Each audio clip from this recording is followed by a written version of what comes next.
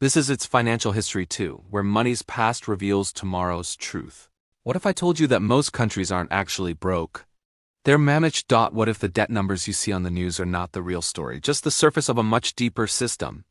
A system where money doesn't move the way you think, where repayment is often impossible by design, and where control doesn't come from armies or elections but from ledgers you will never see.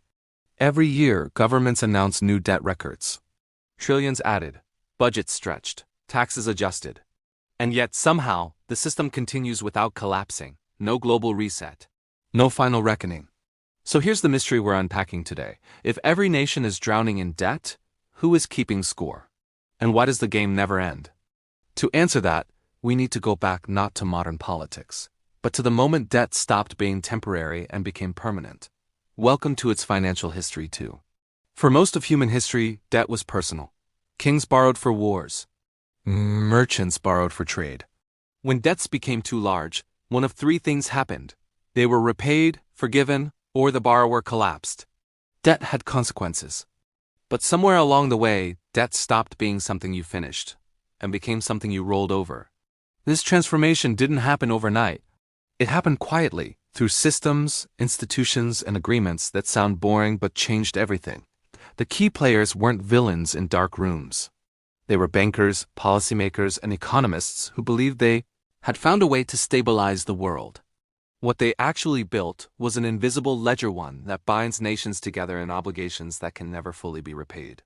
And once you understand how that ledger works, modern economics starts to look very different.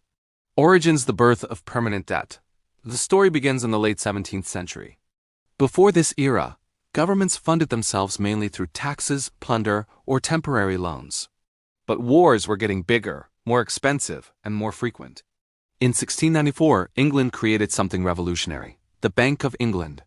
For the first time, a government outsourced its debt management to a centralized institution. In exchange for lending money to the state, the bank received special privileges: control over issuance, interest payments, and credibility. This solved a short-term problem: how to fund wars without immediate taxation. But it created a long-term shift. Instead of paying off debt, governments learned they could service it, pay interest indefinitely, while refinancing the principal. Debt stopped being a burden to eliminate and became a structure to maintain. This model spread: France, the Netherlands, later, the United States. Each adopted versions of central banking and sovereign debt markets. Each learned the same lesson: as long as confidence exists, debt doesn't need to end. And confidence, as it turns out, can be engineered. The rise: how the ledger took control. Fast forward to the 20th century. 2 world wars devastated economies. Gold-backed money became a problem because gold limited how much governments could spend. So governments made a choice. They separated money from physical backing. First temporarily, then permanently. In 1971, when the United States ended the gold standard, something unprecedented happened. Money became pure ledger entries. From that moment on, money was no longer a thing, it was a claim. A claim backed by government authority, taxation power, and confidence in the system. Here's the critical shift. Governments issue bonds. Central banks buy or support those bonds. Banks use those bonds as collateral to create more credit. That credit becomes deposits. Those deposits fund more spending. It looks like growth, but underneath it's an expanding web of obligations. The invisible ledger isn't one book. It's thousands of interconnected balance sheets: central banks, commercial banks, pension funds, sovereign funds, all holding claims on future payments. No single entity controls it, which is exactly why it works. The breaking point: when debt outgrew reality, eventually the system hit a problem. Debt grew faster than real economic output. To keep the system stable, interest rates were lowered, then lowered again, then pushed near zero. This created a paradox. Low rates made debt manageable, but low rates encouraged more borrowing. More borrowing required even lower rates to stay affordable. By the early 2000s, debt was no longer funding productivity, it was funding survival of the system itself. Then came 2008. Banks failed, markets froze. The invisible ledger was exposed for a moment. Governments faced a choice: let the debt system collapse, or absorb the losses into the public balance sheet. They chose absorption. Private debt became public debt. And the ledger grew larger, more centralized, and more opaque than ever. Fallout. Why nothing really changed after 2008, you might expect reform. Instead, the system doubled down.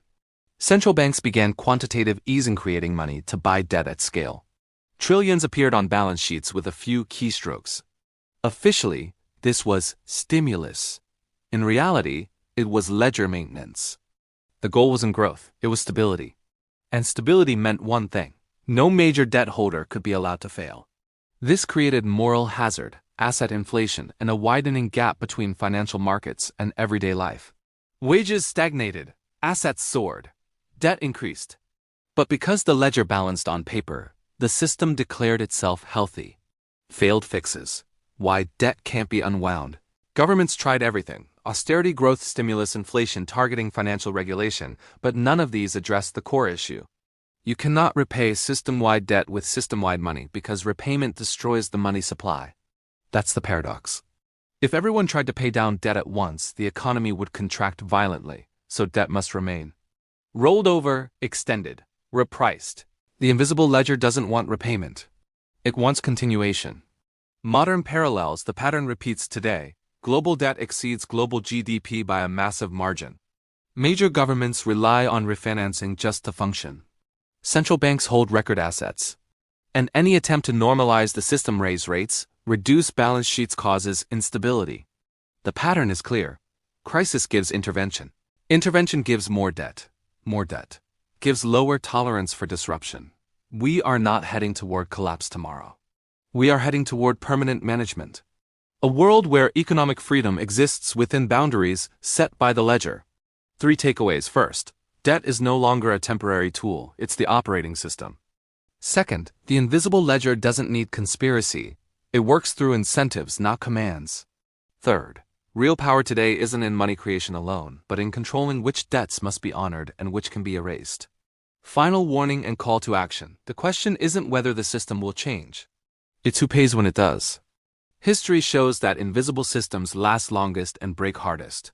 If you want to understand the world you're living in, you can't just follow the money. You have to follow the ledger. If this video made you think differently about debt, money, and power, subscribe for more deep dives into financial history and hidden systems. Because the most important forces shaping your future are the ones you're never shown.